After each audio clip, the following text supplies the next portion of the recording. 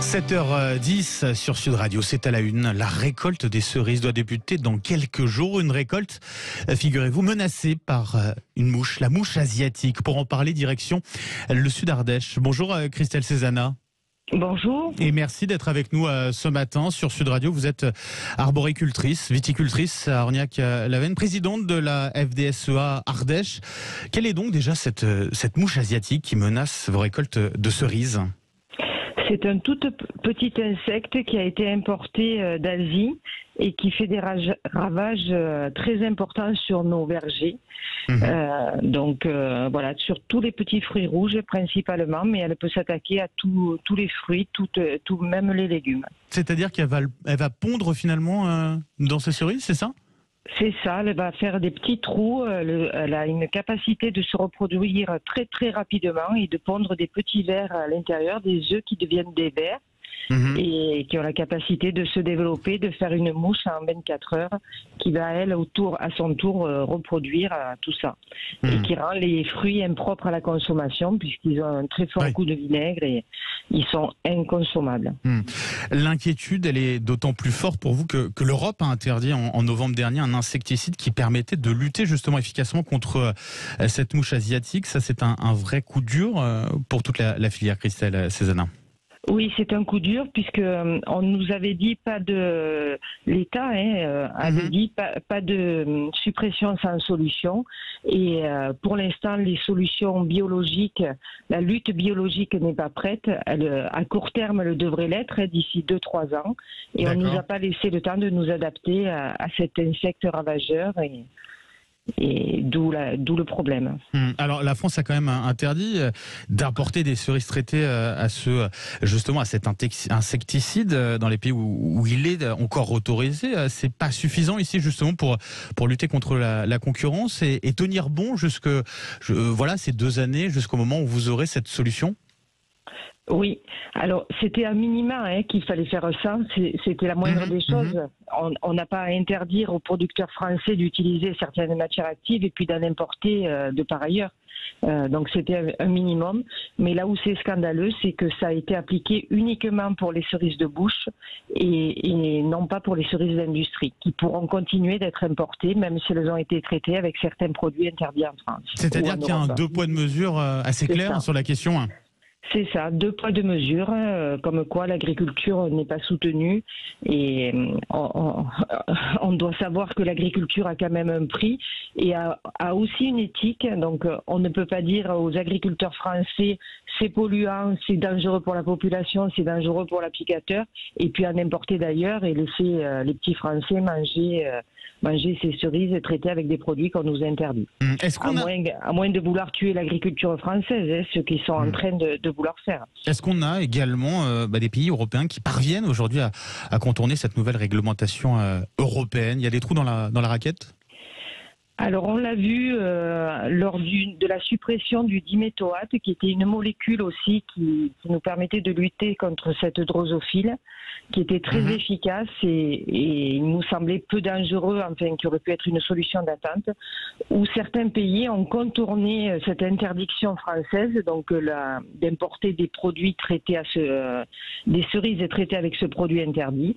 Donc elles étaient européanisées par certains pays qui n'avaient pas mis en application cette clause, dont la Belgique, pour ne pas la citer, mais voilà. Et donc on est très inquiet que ça se reproduise à nouveau. On sait que les contrôles vont se faire en France pour les producteurs français, mais pas forcément pour les cerises qui auraient été traitées et importées et européanisées par d'autres contournements. En ce qui vous concerne, en attendant une solution biologique, qu'est-ce que vous mettez en place justement pour faire face à cette mouche asiatique ? Il y a des solutions quand même qui existent ? Alors, le filet, c'est ça finalement ? C'est la seule possibilité ?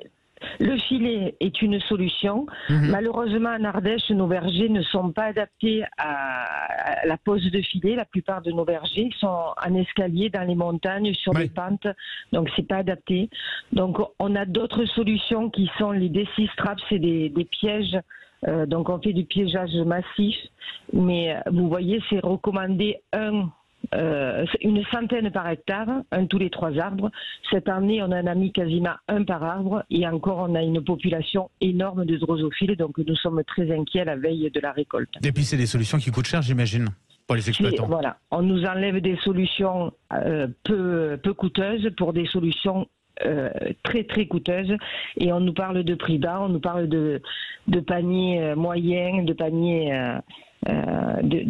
comment ils appellent ça, anti-inflation, oui. Anti-inflation, et puis ils mettent du coup des produits espagnols, italiens, turcs dans ces paniers anti-inflation, et nous les agriculteurs à côté, on meurt à petit feu. Voilà. Ce que vous attendez finalement, c'est de pouvoir augmenter légèrement vos prix et de mettre en avant finalement ces produits français, tout simplement, par rapport aux produits étrangers. Nous, la principale chose, c'est qu'on voudrait qu'il n'y ait pas d'interdiction réelle sans solution.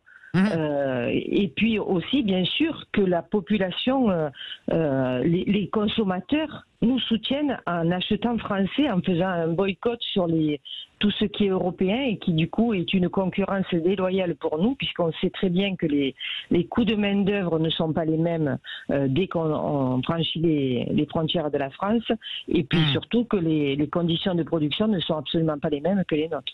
Du côté des assurances, elles ne jouent pas contre ce fléau ? Et non, malheureusement, c'est une maladie, c'est un ravageur qui n'est pas pris en compte lors des assurances. Ils savent très bien que le risque est trop grand pour pouvoir assurer un tel aléa.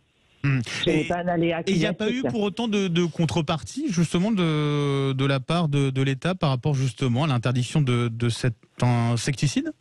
Ça aurait pu être le cas ? Pour éteindre un peu la grogne qui était naissante, ils nous ont promis un accompagnement financier, mais pour l'instant les accords n'ont pas été trouvés, et nous ne souhaitons pas produire pour avoir des aides. On veut produire, on veut vivre de notre production. C'est inadmissible qu'on ne puisse pas vivre de ce qu'on produit. Et nous, c'est pas les aides qui nous intéressent, c'est vraiment de satisfaire le consommateur. On est arrivé à une exigence de qualité très importante. On est une des agricultures les plus propres au monde depuis 3 années. Donc laissez-nous encore des capacités, faites-nous confiance, laissez-nous encore les capacités à produire. Christelle Cézanna, elle est prévue pour quand la récolte des cerises chez vous ?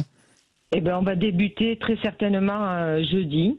Donc tenez-vous prêts. À Paris ou dans les grandes villes, tenez-vous prêts à consommer des cerises françaises, des cerises ardéchoises, et soyez attentifs à ce que vous mangez. Et vous pouvez grandement nous soutenir par ces actions-là. Et voilà, le message est passé en tout cas. Christelle Cézanna, arboricultrice et viticultrice à Orniac-la-Veine, donc présidente de la FDSEA Ardèche. Merci d'avoir été avec nous ce matin sur Sud Radio, et bon courage bien sûr à vous. Merci. Merci, bonne journée, au revoir.